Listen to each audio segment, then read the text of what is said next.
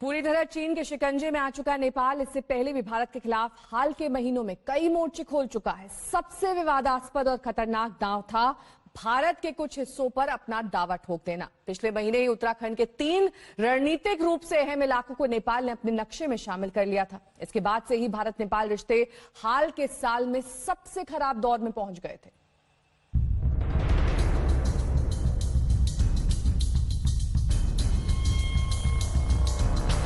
भारत में आस्था के प्रतीक भगवान राम को लेकर उटपटांग बातों पर उतरे नेपाली पीएम केपी शर्मा ओली लगता है भारत विरोधी एजेंडा को आगे बढ़ाने की ठाने बैठे हैं।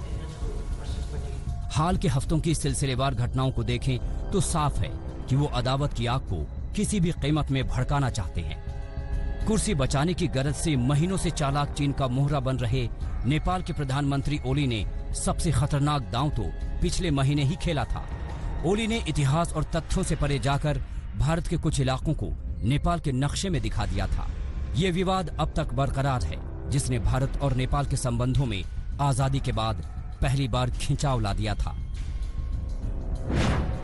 ओली ने भारत के उत्तराखंड में स्थित 3 इलाकों कालापानी, लिम्पियाधुरा और लिपुलेख को पिछले महीने नेपाल के नक्शे में दिखा दिया था। 20 मई को सबसे पहले ये नक्शा जारी किया गया था।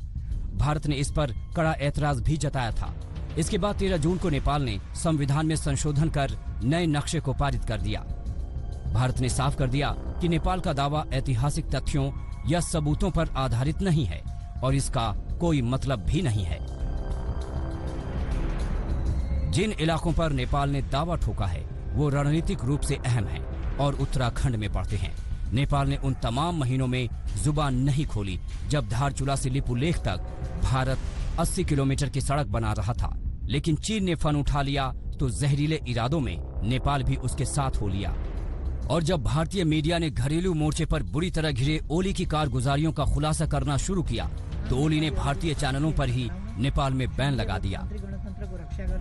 नेपाल हाल के दिनों में भारत नेपाल सीमा पर पड़ने वाले बिहार के इलाकों में सड़क निर्माण पर भी ऐतराज जता चुका है।